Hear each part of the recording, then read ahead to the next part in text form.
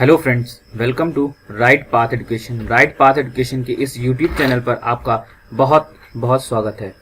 दोस्तों, आज है 26 मई और 26 मई से जुड़े हुए आज हम करंट अफेयर्स के क्वेश्चंस देखेंगे।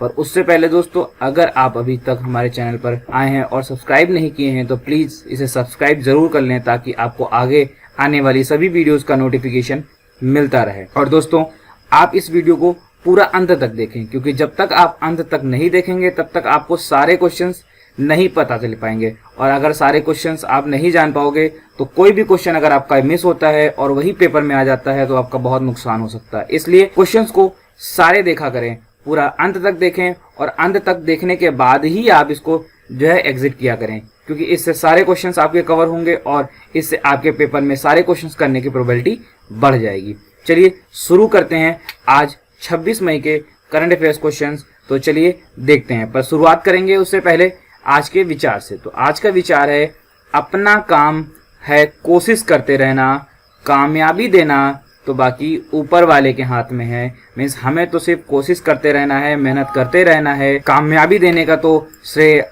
जो है ऊपर वाले के हाथ में है। तो ऊपर वाला कामयाबी जरूर देगा, बस हमें अपनी मेहनत करते रहना है, करते जाना है। चलिए शुरू करते हैं इस विचार के बाद अपने क्वेश्चंस को। ये अब तो पहला क्वेश्चन है, किस राज्य की पेयजल परियोजना की व्यवहार्यता का अध्ययन करने के लिए केंद्र ने जल शक्ति मंत्रालय और नीति आयोग को निर्देश दिया है? तो आपका ऑप्शंस है ये महाराष्ट्र, आंध्र प्रदेश, तमिलनाडु और झारखंड। तो इसका करेक्ट आंसर है आंध्र प्रदेश। तो चलिए ये रहा आपका आंसर, चलिए आगे देखते हैं। भारत सरकार ने जल शक्ति मंत्रालय और नीति आयोग को आंध्र प्रदेश के उदयगिरी के लिए पेयजल परियोजना की व्यवहार्यता का अध्ययन करने का निर्देश दिया है। आखिर क्यों किया है? क्योंकि उदयगिरी जो है वहां का वाटर लेवल बहुत नीचे चला जाता है और अभी गर्मियों में वहां पानी की बहुत किल्लत हो जाती है। इस चीज को ध्यान में रखते हुए केंद्र सरकार के जो जल शक्ति मंत्रालय है उसने नीति आयोग को क्या किया है, जो है एक निर्देश दिया है कि वहां का अध्ययन करिए, वहां के बारे में जानकारी लीजिए और उसके हिसाब से वहां की लिए एक पालिका तैयार करी जाएगी ताकि लोगों को पेयजल की उचित व्यवस्था मिल सके और किसानों को इरिगेशन के लिए, सिंचाई के लिए पानी मिल सके।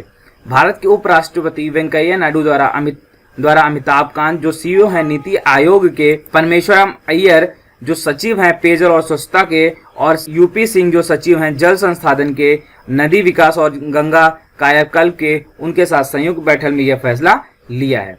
तो बात हो रही है आंध्र प्रदेश के, तो आंध्र प्रदेश के इस वक्त सीएम हैं वाईएस जगन मोहन रेड्डी और वहां के गवर्नर इस वक्त हैं विश्वभूषण हरिचंदन। और वहां पे इस वक्त लोकसभा सीटें कितनी हैं? 25 लोकसभा सीटें हैं और राज्यसभा सीट कितनी है? 11। तो हमने देखा ये आंध्र प्रदेश से जुड़ा हुआ फैक्ट। तो क्या देखा, आंध्र प्रदेश के सीएम कौन है? YS Jagan Mohan Reddy, governor Vishwabhushan Harichandan, Lok Sabha seat 25 है और राज्यसभा सीट है 11।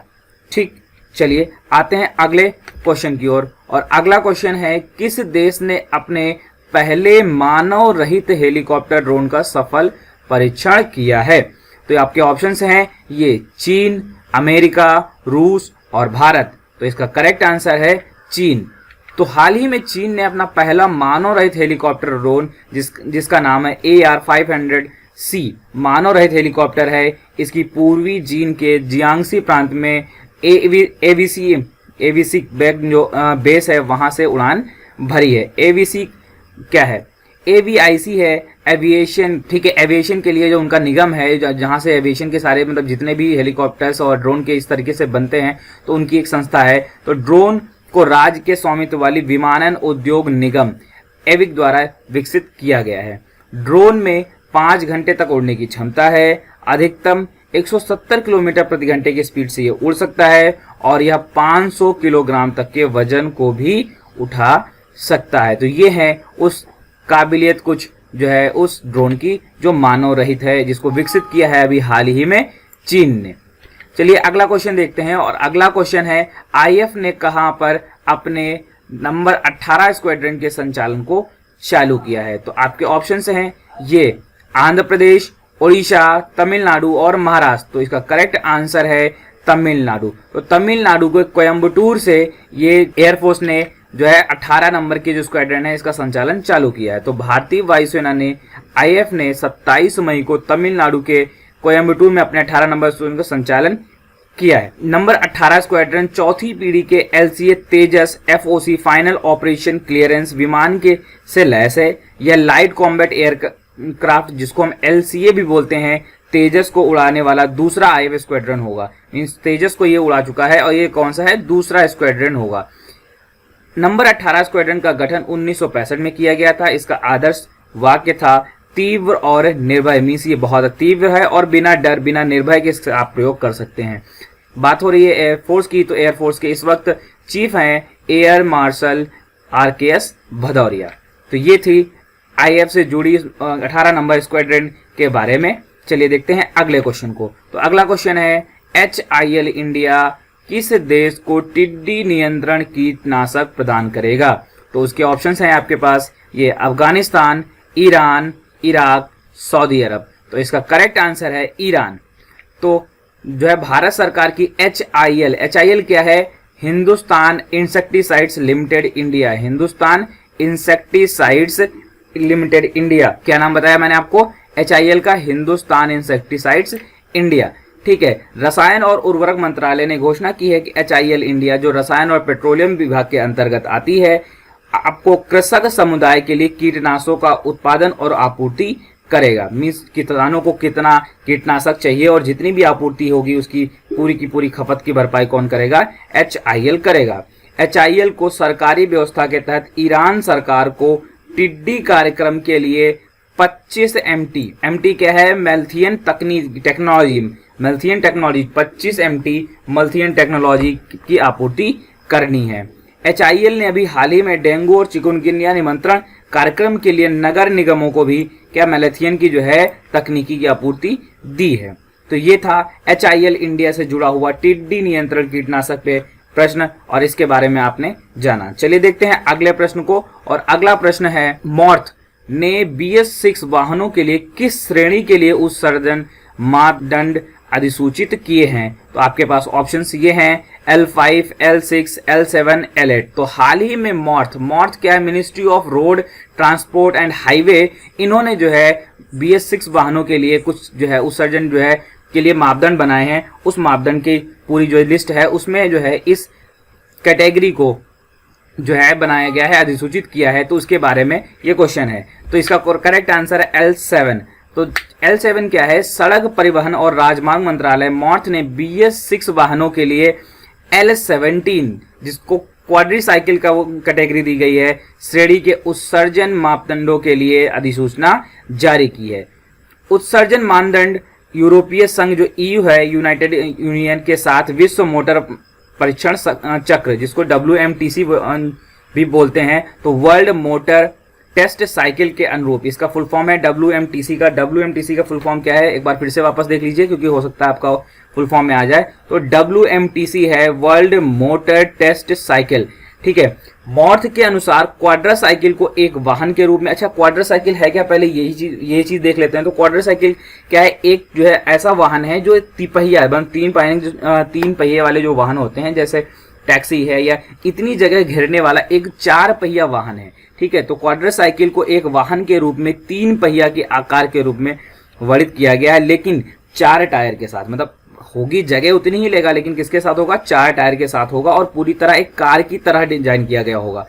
इस तरह के वाहनों में 3 पहिया के जैसा ही इंजन लगेगा। जितना इंजन का प्रयोग 3 पहिए में किया जाता है उतना बड़ा ही इंजन इसमें प्रयोग किया जाएगा, ताकि ये कम खपत ले पेट्रोल डीजल की और कम जगह में चल पाए, ताकि जो है सारी चीजों को पेट्रोल भी बचे, जगह भी बचे, जो रोड पे हैवी ट्रैफिक होने की जो प्रॉब्लम है उसको भी सॉल्व किया जाएगा।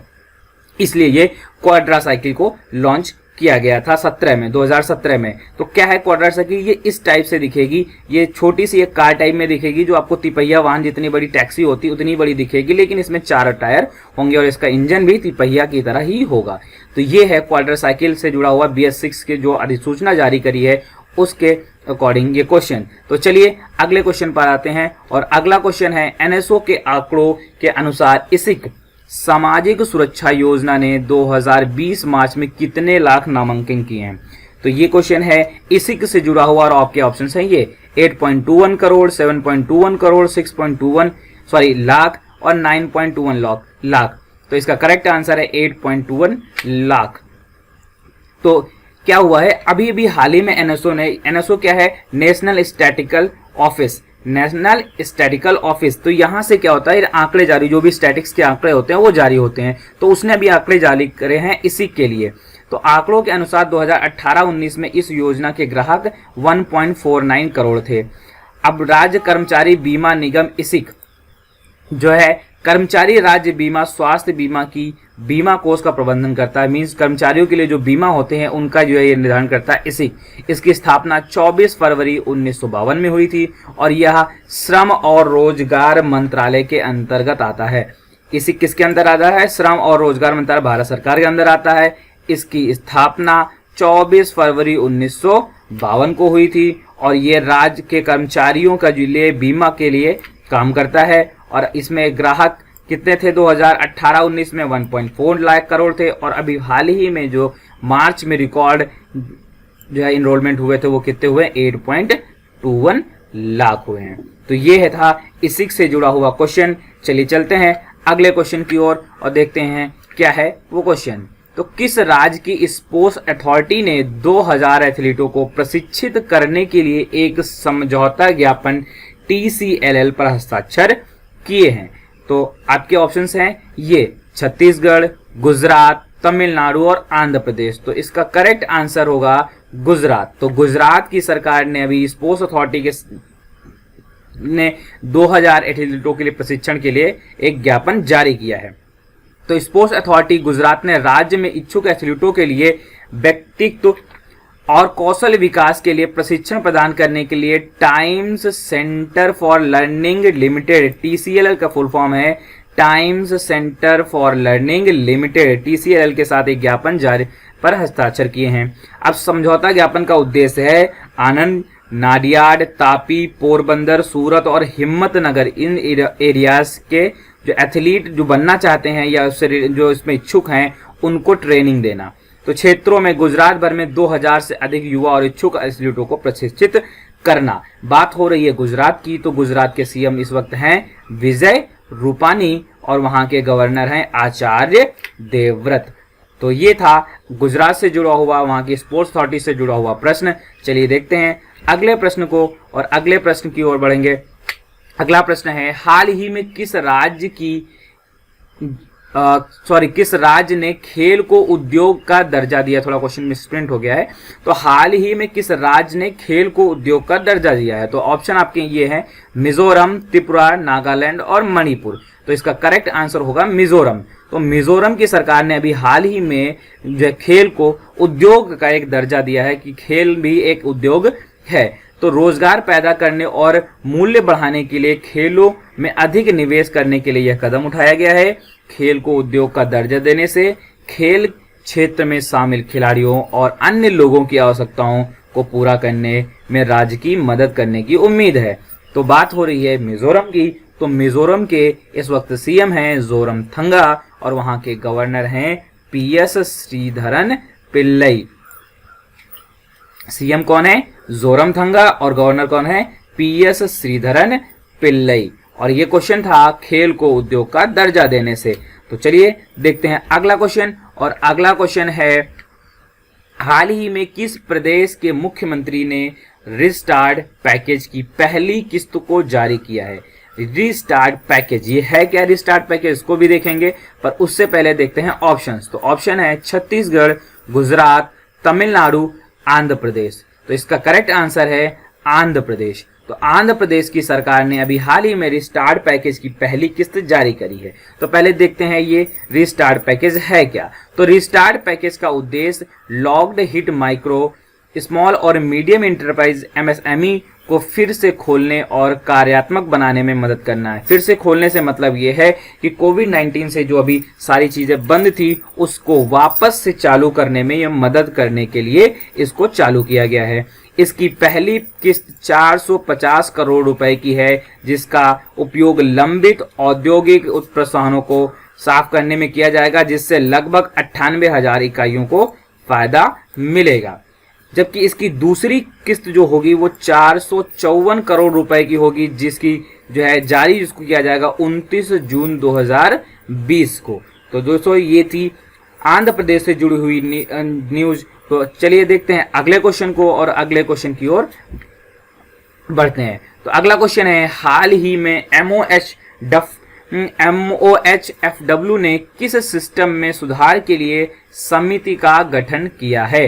तो इसका ऑप्शन है आपके खाद्य नियामक प्रणाली, ड्रग रेगुलेटरी सिस्टम, रसायन नियामक प्रणाली और औषधीय नियामक प्रणाली। तो आपका इसका करेक्ट आंसर होगा ड्रग, इसका आंसर है ड्रग रेगुलेटरी सिस्टम। क्या है इसका आंसर? Drug regulatory system. तो चलिए देख लेते हैं इसके बारे में। तो समिति में इसके क्या है, इस समिति में जो इस समिति की गठन किया गया है इसमें 11 सदस्य शामिल हैं, जिनमें वरिष्ठ स्वास्थ्य अधिकारी होंगे, वैज्ञानिक हैं और दवा उद्योग के प्रतिनिधि शामिल हैं इस समिति में, जिसमें जो है इस सिस्टम के बारे में सुधार की बात करी गई है। किसमें? ड्रग रेगुलेटरी सिस्टम में। इस समिति की अध्यक्षता केंद्रीय स्वास्थ्य मंत्री, कौन है केंद्रीय स्वास्थ्य मंत्री? कमेंट में जरूर बताइएगा। केंद्रीय स्वास्थ्य मंत्री की विशेष ड्यूटी पर काम कर रहे अधिकारी राजेश भूषण कर रहे हैं। कौन कर रहा है? राजेश भूषण इसकी अध्यक्षता कर रहे हैं। और इसके समय केंद्रीय स्वास्थ्य मंत्री, परिवार मंत्री कौन है? डॉक्टर हर्षवर्धन। केंद्रीय स्वास्थ्य और परिवार कल्याण मंत्री डॉक्टर हर्षवर्धन इस वक्त मौजूदा हैं बारे में। तो सॉरी दोस्तों, अब स्लाइड में इतना ही। आज के पूरे टॉप 10 क्वेश्चंस हो गए हैं और आज के क्वेश्चंस आपको कैसे लगे, क्या क्या समझ में आया, उसके बारे में आपको जो है कमेंट में ज़रूर बताएं, क्योंकि आपके कमेंट्स हमारे लिए बहुत ज़रूरी हैं। तो दोस्तों देखते हैं, अगले दिन मिलते हैं और अगले दिन की आज के लिए इतना ही। तब तक के लिए मिलते हैं अगली न्यूज़ में। Bye bye, take care.